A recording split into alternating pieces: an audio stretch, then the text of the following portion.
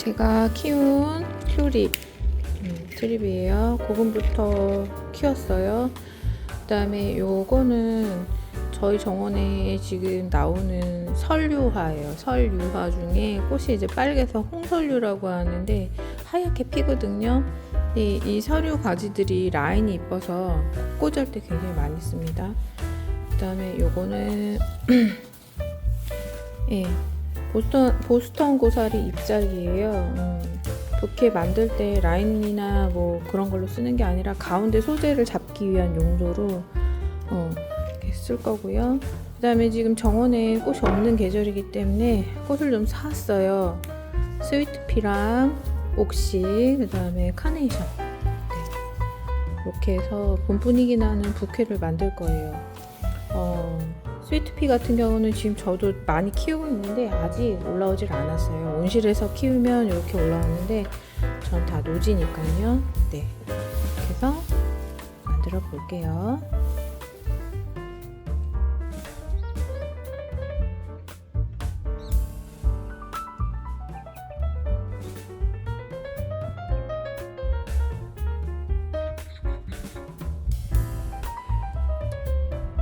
소리야, 마리야? 어.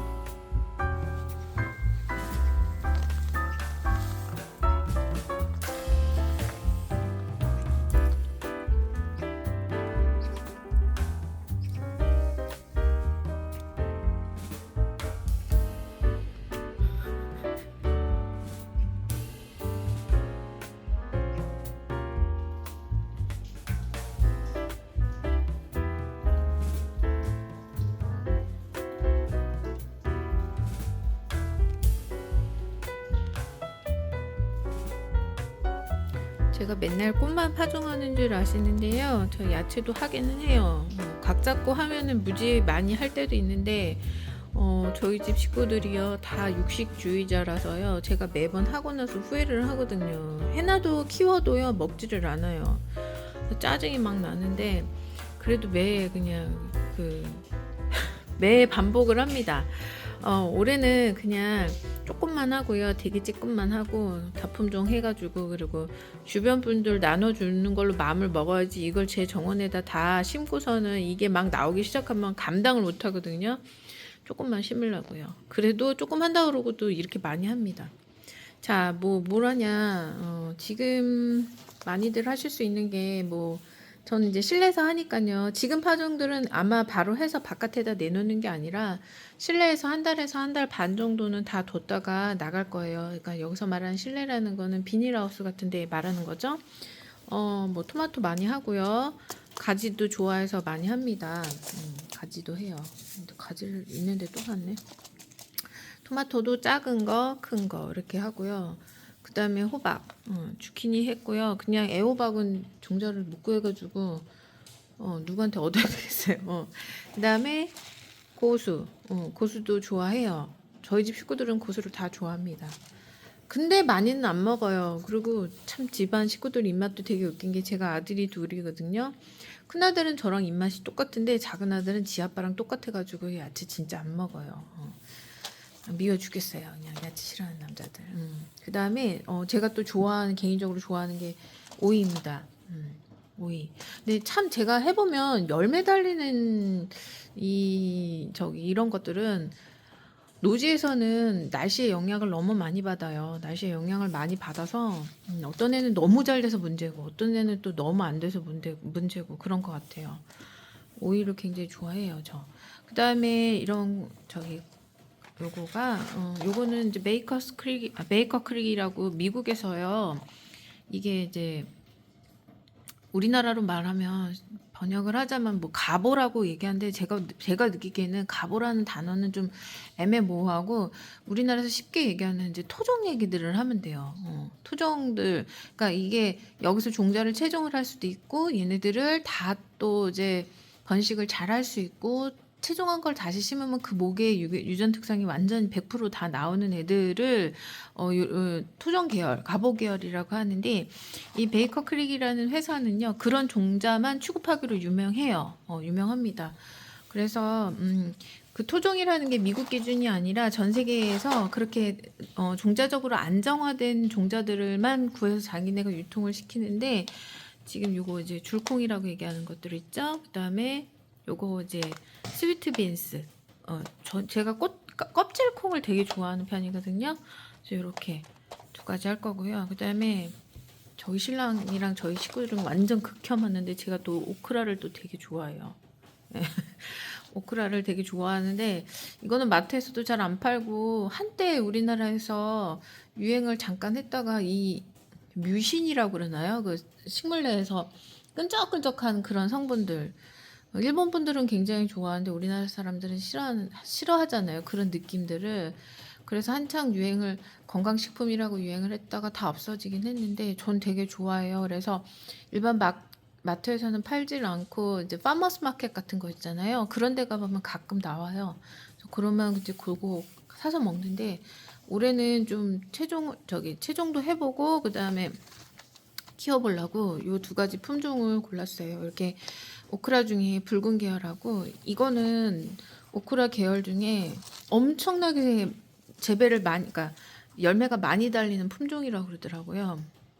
그래서 요거 구해서 해보려고요. 그 다음에 또 제가 너무너무 좋아하는 게 바로 이 공심채, 이 야채예요. 설이 내릴 때까지 계속 잎사귀가 나고요. 추운 건 못 견디는 편이에요. 그래서 파종을 좀 늦게 하시던가 아니면 실내에서 좀 자리를 잡은 다음에 이식을 하셔야 되고요. 이거는 제가 해보면 모종을 만들지 않고요. 그냥 땅에다 직파해도 굉장히 잘 되는 편인 것 같아요. 모닝글로리라고 얘기하죠. 그 동남아시아에 가면 요거 이게 피쉬 소스에다 이렇게 볶아가지고 이제 나오는데 저는 굉장히 좋아하는 야채예요. 요거 할 거예요.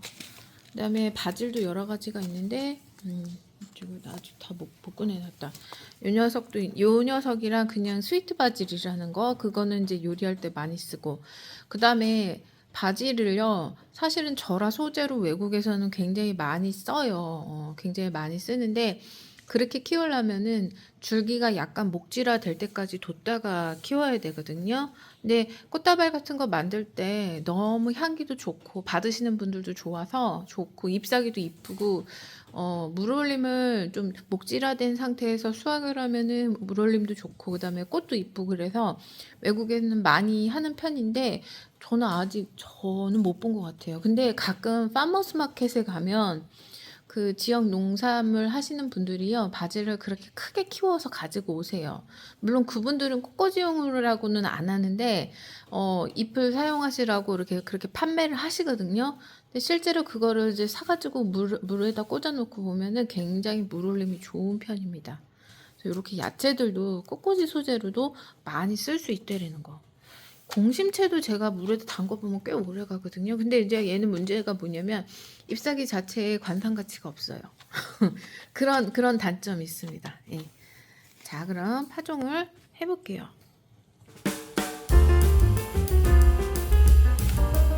호시를 파종할 때 많이 생기는 문제점 중에 하나가 바로 지금 여기 보이실지 모르겠는데 여기 하얀 종이에 까맣게 붙어있는 게 뿌리파리거든요. 이 뿌리파리들이 파종판 위에서 난리가 나는 경우가 꽤 많습니다. 이런 벌레들이 생기는 이유가 여러 가지가 있는데 첫째 우선 흙이 소독이 안 됐거나 그러니까 새흙이 아닌 경우 그 다음에 두 번째 그 다음에 파종한 용기에 그 알이나 이런 거가 묻어서 그러는 경우도 꽤 많대요.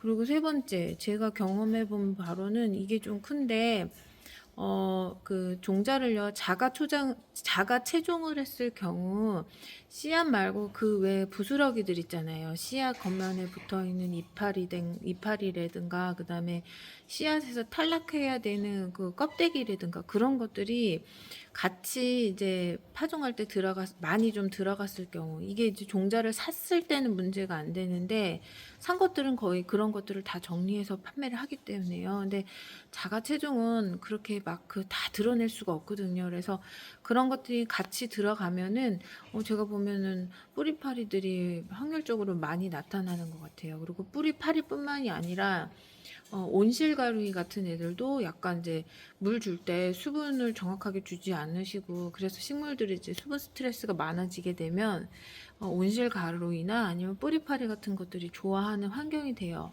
이럴 때 이제 두 가지 방법이 있는데, 화학적으로 처리하는 거랑 두 번째 물리적으로 처리하는 것들이 있는데, 화학적으로 처리하는 거는 그야말로 이제 농약을 부어 주시는 건데, 뿌리파리에 그래도 제일 잘 듣는다고 소문이 난 그 바이엘에서 나온 약이 있어요, 농약. 그거는 그래도 상대적으로 좀 일반 분들도 구하기가 쉬워요. 그거를 좀 섞어서 물을 주시던가, 아니면 물리적으로 잡으셔야 되는데 이게 잡을 수가 없거든요. 그래서 보통 뭘 하냐면, 하우스 농사 같은 거 지으시는 분들 보면 농자재상 같은 데 가보면 이렇게 노란색으로 파리 끈끈이처럼 나오는 것들이 있어요. 근데 이제 한두 장 팔지를 않고 좀 대량을 팔아서 문제인데, 저는 이제 막 그거를 이 근처에서 지금 못 구하다가 급해가지고 그야말로 파리 끈끈이로 붙여놨거든요. 하루 만에 이렇게 많이 붙었어요. 하루 만에 20마리 이상이 확 붙었거든요. 근데 이거를 이 녀석들을 안 잡아내면요, 모종들이 싹이 올라오다가 그냥 다 죽어버리는 경우가 굉장히 많아요. 그냥 이유 없이 시들시들 뿌리 쪽부터 썩어 나가는 경우가 많아서, 이거를 좀 초장에 꼭 잡으셔야 되는데, 농약 쓰기 싫으신 분들은 이렇게 물리적 방법을 한번 고려를 해서 잡으시는 것도 나쁘지 않다고 봅니다. 네.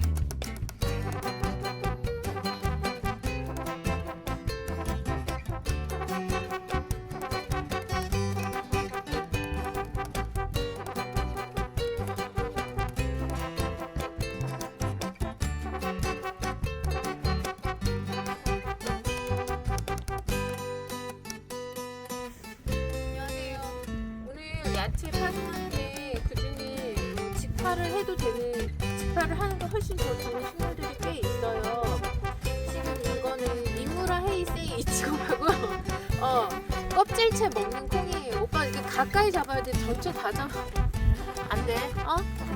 니무라 헤이세이 이치고라고 일본 분이 육종을 한 품종인데, 얘도 껍질째 먹는 콩 종류거든요. 근데 이제 설명을 하는 거 보니까 가지가, 옆 가지가 벌어지지 않고 위로만 잘 올라가는, 그래서 꼬투리가 생기는 그런 품종이기 때문에 굉장히 밀식해서 키우면 좋거든요.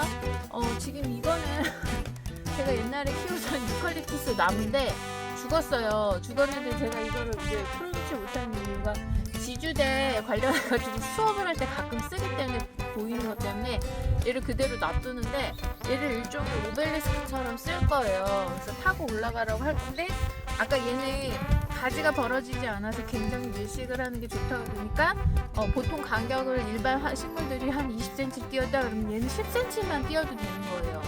그래서 얘를 이제 심을 때 보통 종자 깊이 2배나 3배 정도 하니까, 종자의 2배, 3배 깊이 정도 하니까, 그냥 요 정도 구멍 뚫고요, 이렇게 심을 거예요. 얘는 코팅 종자라서 새나 벌레들이 와서 먹지를 못하게 돼 있어요. 이 콩과 식물들은 종자 자체가 영양분이 있기 때문에 직파를 했을 때 어떤 애들은 새들이나 벌레가 다 먹거든요. 그런 애들은 파종판 작업을 하는 게 좋고요. 이런 애들은 그냥 직파를 해도 좋아요. 그리고 미세 씨앗이 아니기 때문에 훨씬 하기도 편하고요. 지금 여기 지금 비가 엄청 부슬부슬 내리고 있기 때문에 호미도 안 가져오고, 제가 여기 지금 부시거든요. 그냥 굉장히 밀식을 할 거예요. 위로만 올라간다라는 가정하에. 그래서 구멍 뚫고 하고 이런 식으로. 그러면 타고 올라가겠죠. 되게 스위트피랑 비슷한 면이 없지 않아 있는데, 지금 사실은 이것도 방향을 고려를 했을 때 이쪽이 북향이기 때문에 해가 잘 안 올라가니까 이쪽에다 심는 게 맞기는 한데, 또 이쪽에 다른 나무가 있어서 한번 잘 돌아가면서 해볼게요. 이런 식으로.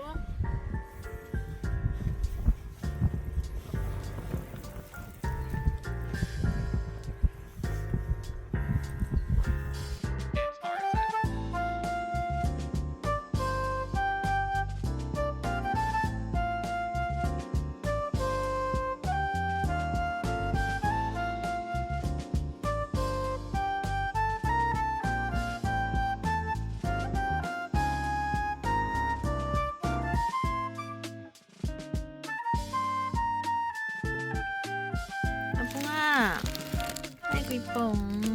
고기 있어 고기 있어 고기 있어.